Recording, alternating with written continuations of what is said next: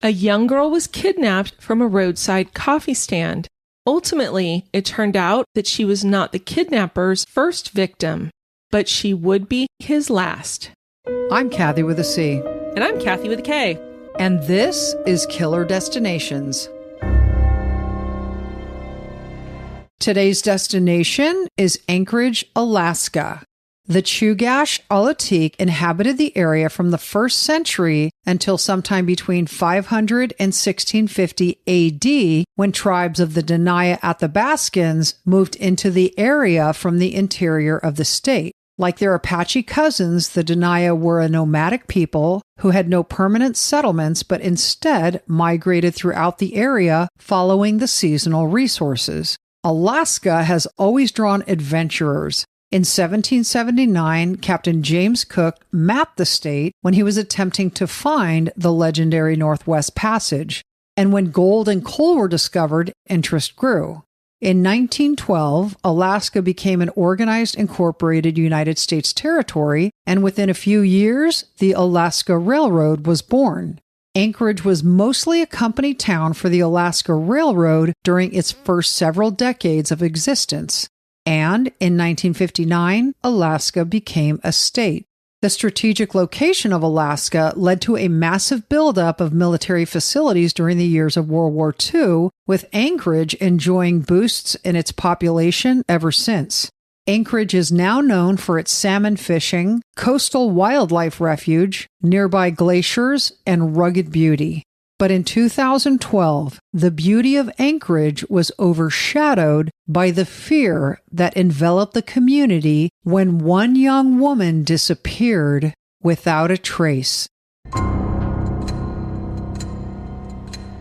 On the evening of Wednesday, February 1st, 2012, James Koenig was worried. His 18-year-old daughter, Samantha, who went by Sam, had a job at a Common Grounds coffee stand that was just a short drive away from where she lived, but she actually hadn't come home that night, Kath, and that wasn't like her. And Kathy, this was this cute little turquoise coffee stand that took up a really small space in a parking lot of a fitness center on Tudor Road in Anchorage. And this is a relatively busy street, Anchorage speaking. Sam had actually only worked there less than a month, Kath, and she loved her job because she was super friendly, very outgoing personality. She always loved to talk to the customers who came up, established like a group of loyal customers who came every day to see her and get their regular coffee, and she was thriving there. But on this night, Sam didn't come home. So Mr. Koenig called Sam's boyfriend, Dwayne, because he was supposed to have picked her up at 8 p.m. after her shift. And Dwayne said, yeah, she wasn't there when I got there. Now, he did admit to being 30 minutes late picking her up, but when he got there, it was dark and the stand was closed. So Dwayne looked around the parking lot to see if maybe she was out there for some reason, and there was no sign of Sam. He also tried to open the coffee stand door to get in. He knocked on the door. Again, no response. Of course, Dwayne tells all this to Mr. Koenig, and so, of course, Mr. Koenig starts calling Sam's phone over and over again. But every time, it just rang and rang and rang, and then went to voicemail. He also sent a bunch of text messages to his daughter, and those also went unanswered. But this wasn't like Sam. Sam had lived with her dad her whole entire life, and they had a really good, strong relationship. And Sam was great about always keeping in touch. In fact, Kathy, they'd actually even spoken an hour and a half before her shift ended. So with all of this that has happened, Mr. Koenig reported his daughter missing to the Anchorage police right away. Now, Kathy, what was weird then is that hours after Sam went missing, Dwayne actually got a text message from her. But as he was reading it, he realized it wasn't Sam who was texting. And the text actually said something to the effect of, I had a tough day. I'm going to go away for a couple days. I'll be in touch with you later. But Dwayne did know immediately that was not how she spoke. That's not how she texted. And she wouldn't go away from him without saying anything ahead of time. But Kathy, then the other thing that Mr. Koenig did was he called the owners of the Common Grounds coffee stand, asking if they'd heard from his daughter. And they said, you know, we're actually vacationing in Oregon right now, so we haven't heard anything. And then something else odd happened to Dwayne.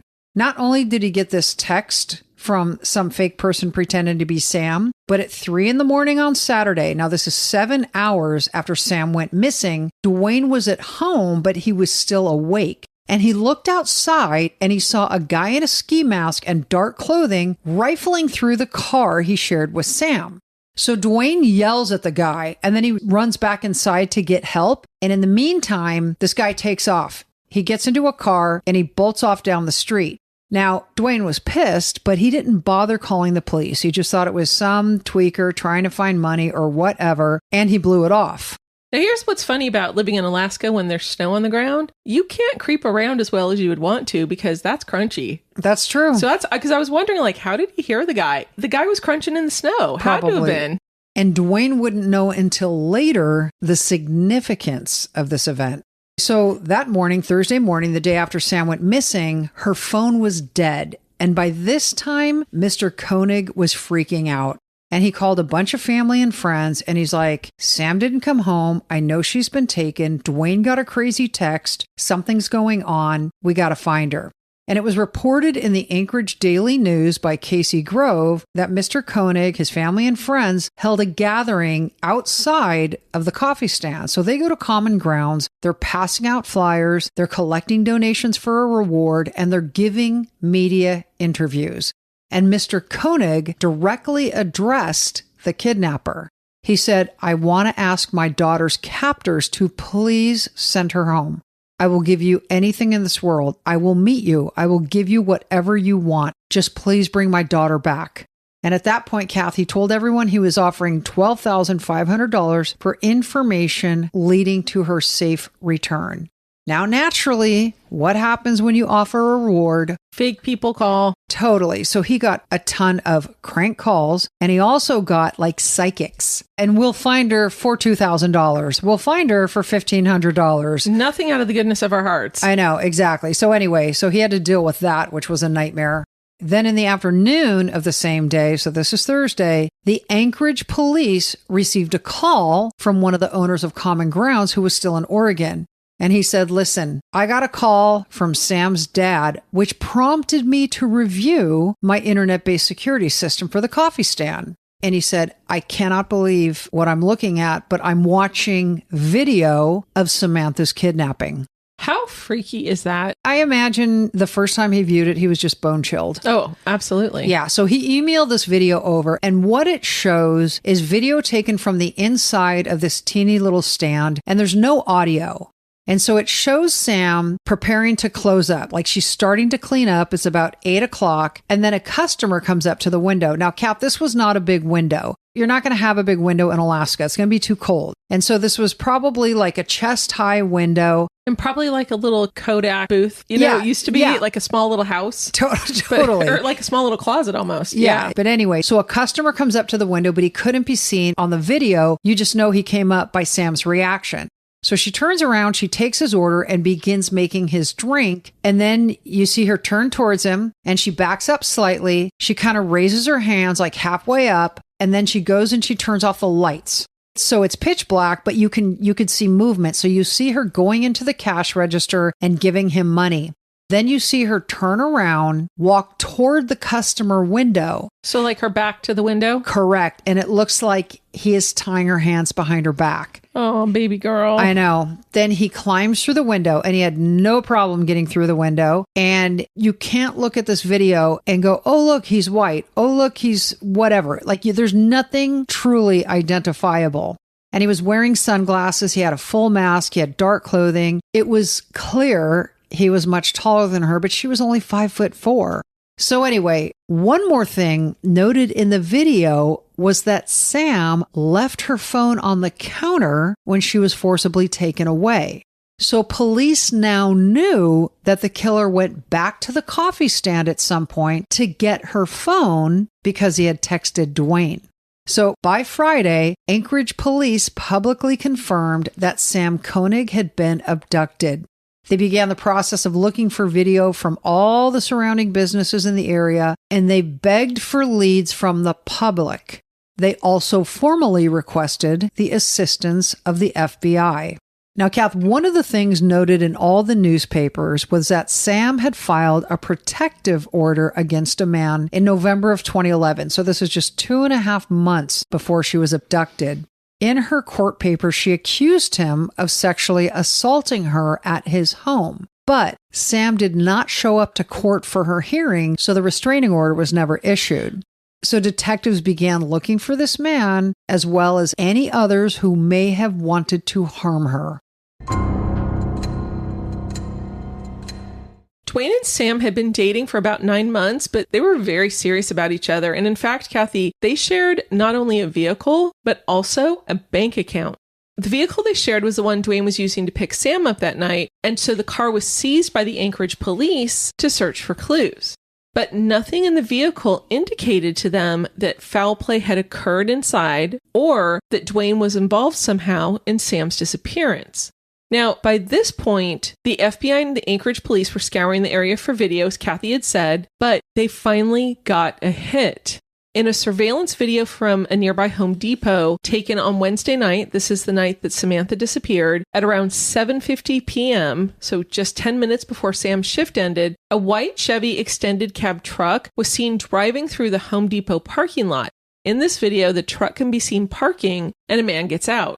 Now, the video's from quite a distance because he was kind of in the back 40 of the Home Depot parking lot, but the man can be seen walking towards Tudor Road in the direction of the Common Grounds coffee stand. And then he exited the frame. A few minutes later, the same camera showed 2 people walking back toward the white Chevy truck, entering the vehicle, and then driving out of the video frame. But unfortunately, the white Chevy truck had no license plates.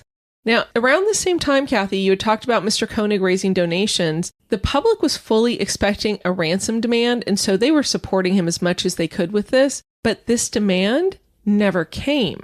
Nearly 2 weeks after Sam's abduction, hundreds showed up for a candlelight prayer service in Town Square Park, and Sam's family used this opportunity to beg the kidnapper to return her. Police also implored anyone who was in the parking lot near the coffee stand to think about whether they saw a single man who stood out or maybe loitered near the area. And by this point, Kathy, detectives had already spoken to the man who Sam had accused of sexual assault, but police publicly stated that he was not a suspect in her kidnapping. Then, about 3 weeks after Sam's abduction, Dwayne was hanging out with friends, and at about 8 o'clock, a text came into his phone from Sam's number, and it read, "Connor Park's sign under pic of Albert, ain't she purty?" They were like, what the heck? So Dwayne immediately called Sam's dad, and Mr. Koenig immediately called the police, and everyone knew this was a message from her kidnapper, and they believed it was related to Connor Lake Park.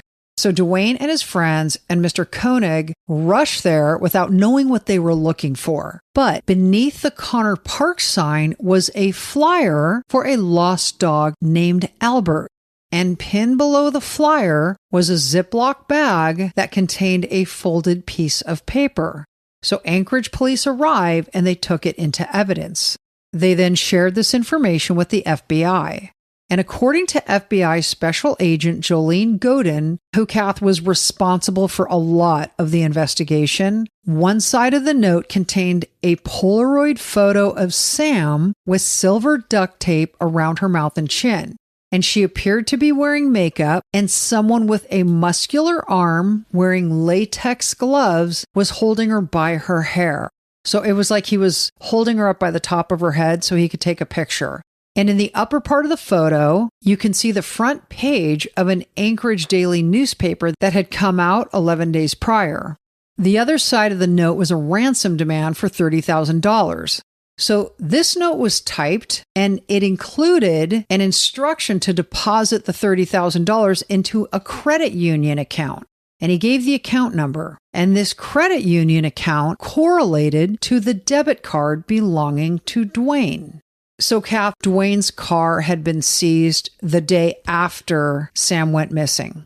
So it was being searched, and a few days after it was seized, the FBI are now involved. And so they go to talk to Dwayne, and they're talking about his car, how he shares it with Sam, etc., where he'd driven that day, blah, blah, blah, blah, blah.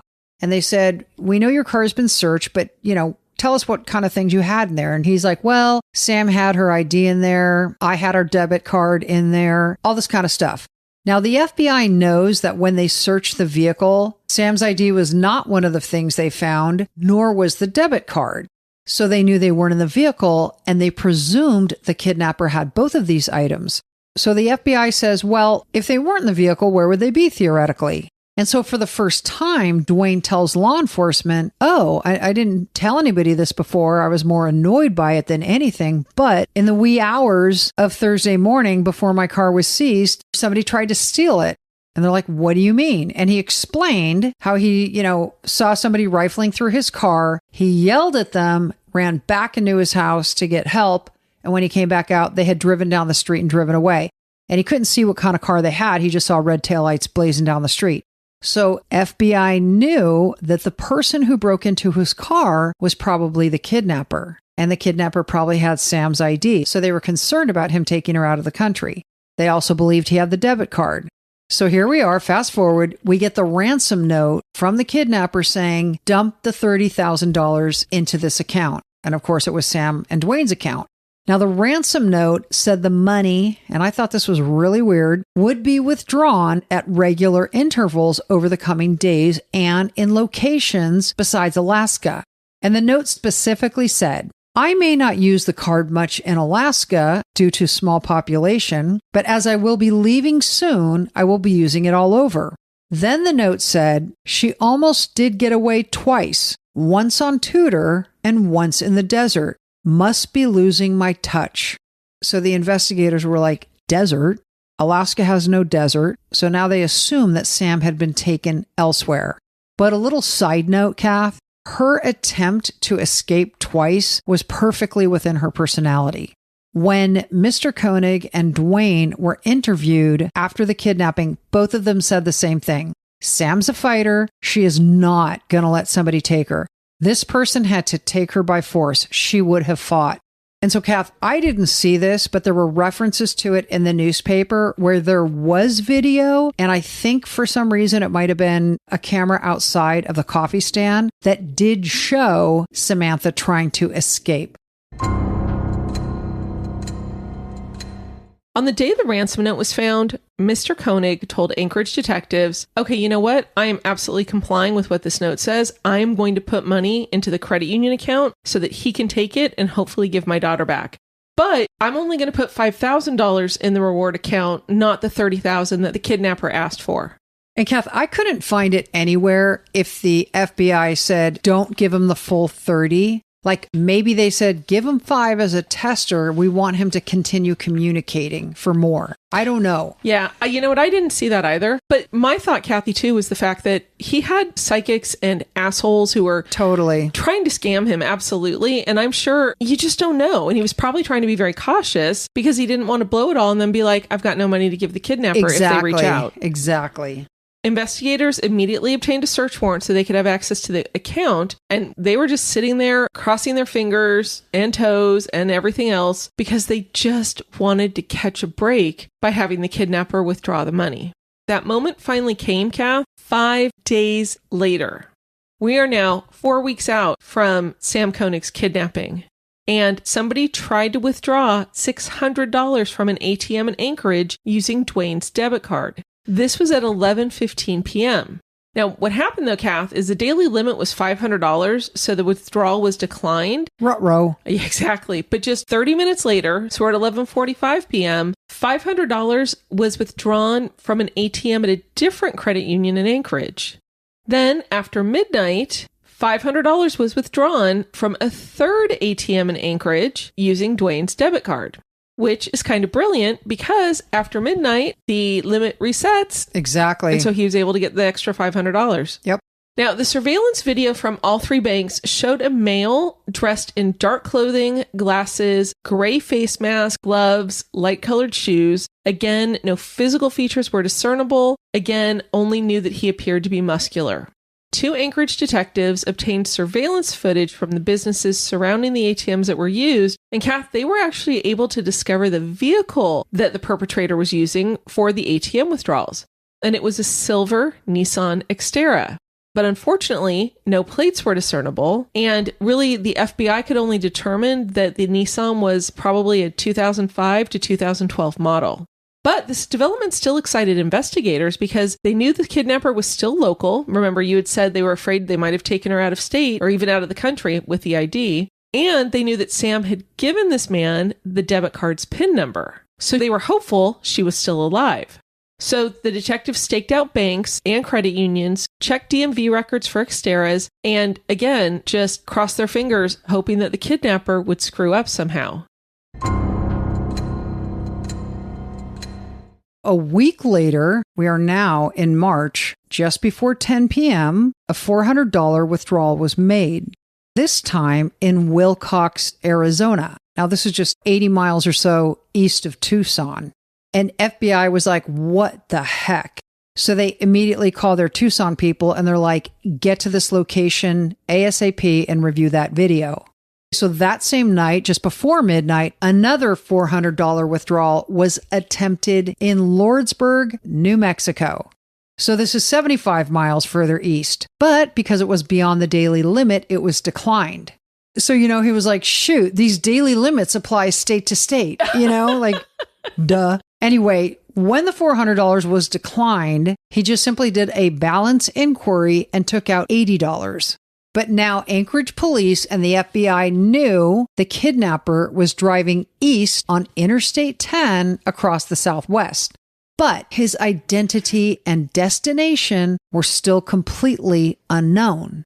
So, Kath, once the FBI got to each of these banks where the withdrawal was made, they saw the same thing. They saw a man dressed in dark clothing with a face mask and white shoes. But this time they were able to see that he was a white male.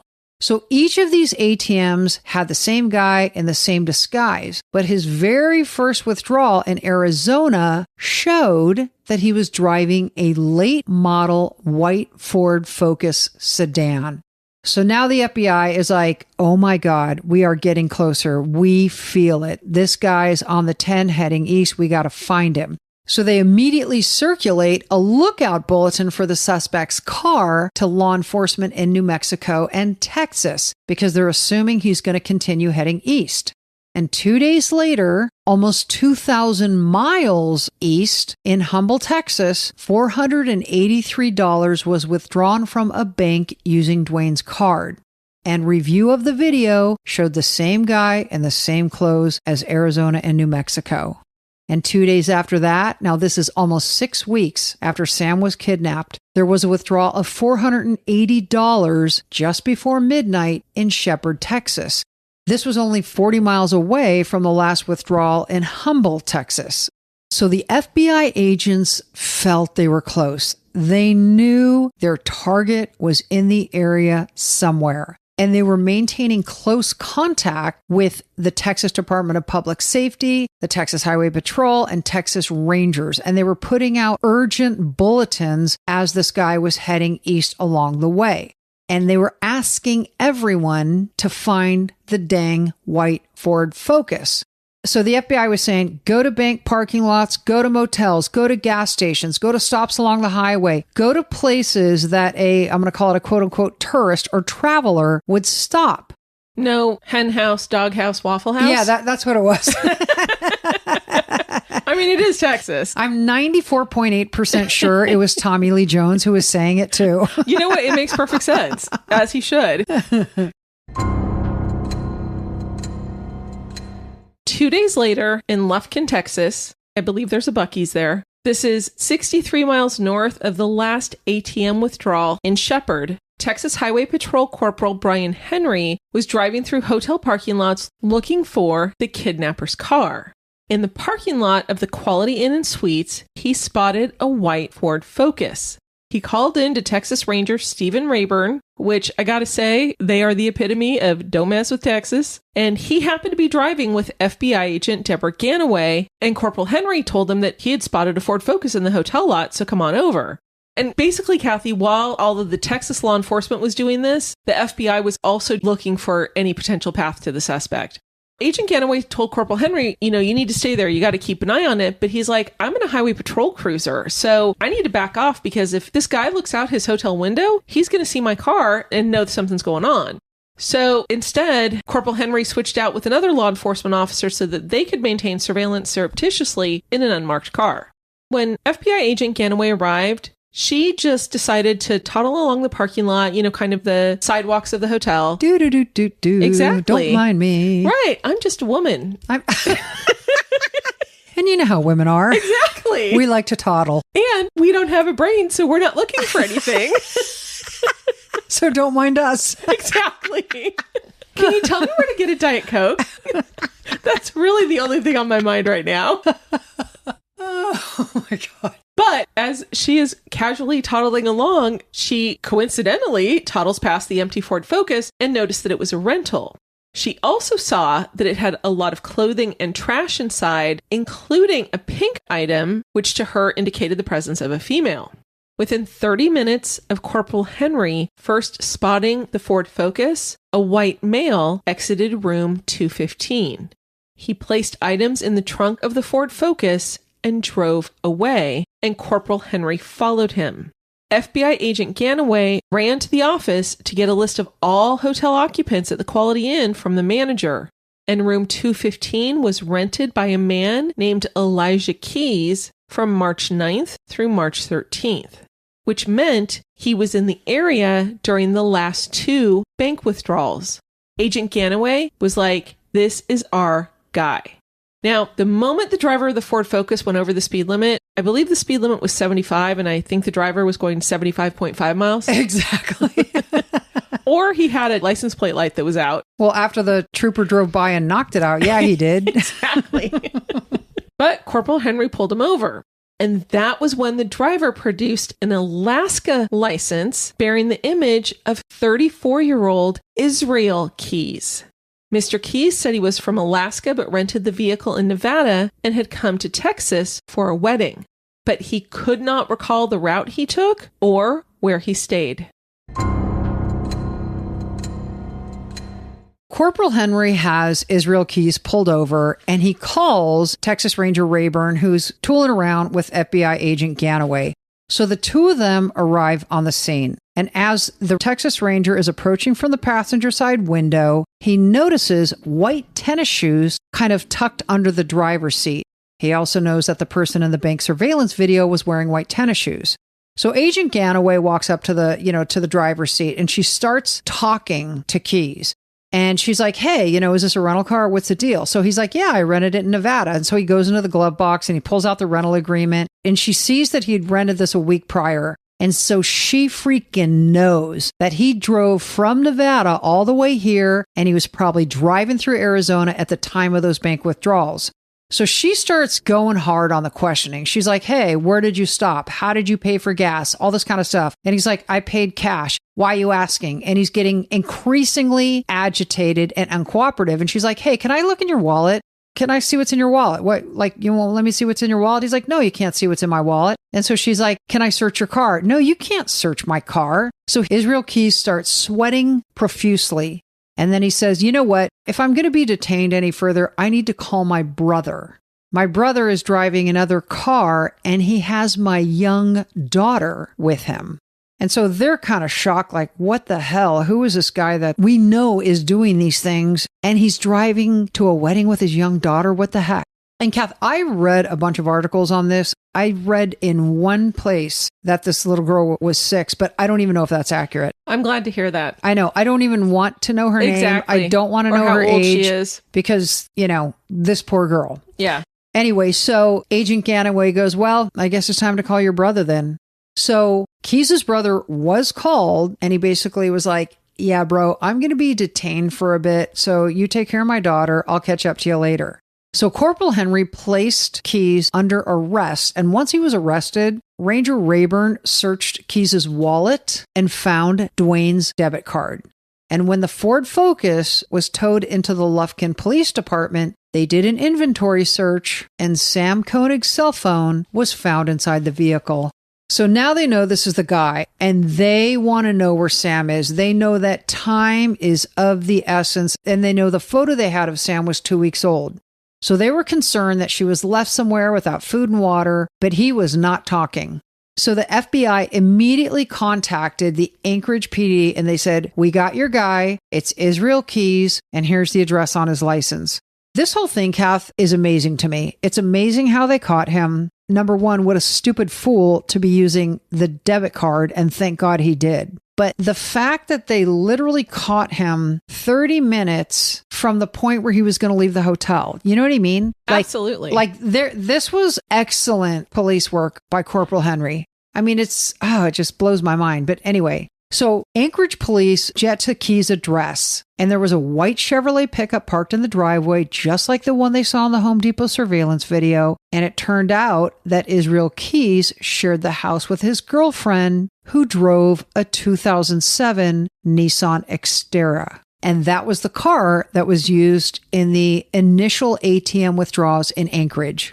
So his girlfriend was a nurse practitioner and, she wasn't the mother of his child. They were just boyfriend, girlfriend. And she was questioned because, of course, investigators are like, does he have an accomplice? Where's Sam? Et cetera, et cetera. She was gobsmacked. She had no idea where Sam was. She was shocked that her boyfriend was accused of being a kidnapper. All of this stuff left her speechless. She's like, all I know is that he's not here. He went down to the lower 48s and I have no idea where Sam is, but go ahead and search the property. So they searched the property and there was a shed near the house that they searched and Sam was nowhere to be found. So the FBI had Keys transported back to Alaska, where he was arraigned 2 weeks later. He was charged federally, but the only charge at the time was access device fraud because he was using the debit card without authorization.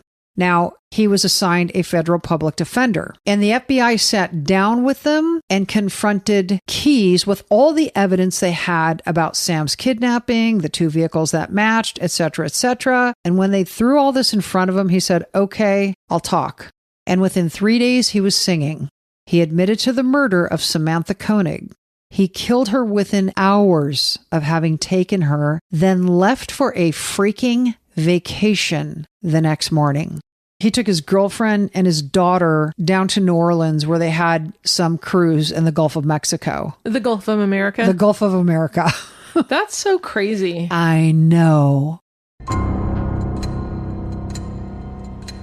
As Israel Keys is spilling his guts to investigators, he admitted that he raped Sam and forced her to give up the PIN number to the debit card she and Dwayne used, and then strangled her to death. His plan was to make a ransom demand, which included using her phone. And so, as the police knew, Keys had to go back to the coffee stand to get her phone. And then, in fact, he admitted that he went to Dwayne's place, got into the car, and stole the debit card and Sam's ID out of the car. And Kathy, the shed that they had searched next to the house was where Keys had originally hid Sam's body. Now, as Kathy said, he then went on a pre-booked cruise, but returned a week later. And Kathy, he told police that he actually violated Sam's corpse when he returned. Mm-hmm. And then he removed her body from the shed. He applied makeup. He sewed her eyes open with a fishing line and then posed her with an old edition of the newspaper and took the photo for the $30,000 ransom demand. Keys then admitted that he dismembered Sam's body and dropped her remains through a hole in the ice at Matanuska Lake while pretending to ice fish. And Kathy, after he told police this, divers were actually able to go in and recovered her remains. At this point, the federal indictment was amended to include kidnapping resulting in death, receiving and possessing ransom money, in addition to the original charge of access device fraud for the ATM card. And Kathy, with these charges, the death penalty was a possibility. Keys actually did a series of interviews with the Alaska State's attorney and FBI agents, and you can actually go to YouTube and look these up. But he said he believed they would find his DNA on Sam, and also said he had lots more stories to tell. He said his ex-girlfriend, and I'm assuming that's the one who was at the house, the nurse practitioner, she broke up with him. She did. Good for her. Exactly. That doesn't always happen, as we know. That's true. Keys said that she knew nothing of his criminal activities and that he actually was two different people, kind of a Dr. Jekyll, Mr. Hyde kind of thing. When the FBI asked how long he had been two different people, Keys immediately and very specifically responded, 14 years. That would be kind of bone chilling. It wasn't like, oh, since I was a kid, or, I tripped out on acid at 19 and became an a-hole. None of that. It was 14 years. And I've got a calendar here where I'm crossing off every day. I mean, that's weird. I know. They thought the same thing. Oh, good. Phew. When pressed for more information, Keyes said he would give them information on other murders he'd committed if they agreed to a deal. He said he wanted his evil deeds kept from the media because he did not want his daughter to have to live knowing what he did. And he wanted a speedy execution. Yeah, he wanted to vomit all this stuff out, make a deal, and part of the plea would be capital punishment, but he wanted it done quickly. So the FBI pinky promised, crossed their heart, hoped to die, and he began to sing. Ultimately, the FBI believed that Keyes was responsible for a minimum of 11 murders from 2001 through 2012, but they admit there are likely a lot more. He chose his victims at random, but planned everything meticulously.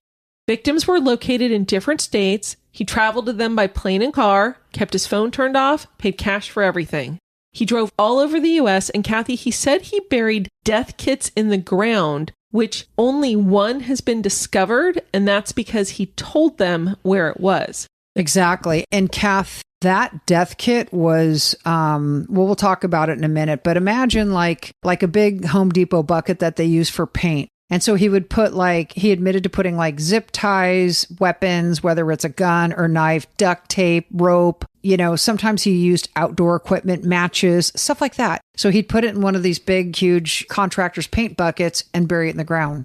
And so he had these death kits sprinkled throughout the United States, but we don't know where.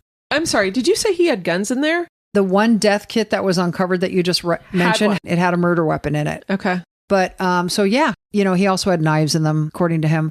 And he was able to do this because he was a contractor, but he owned his own business. He worked for himself, so he could carve out time without much of a problem.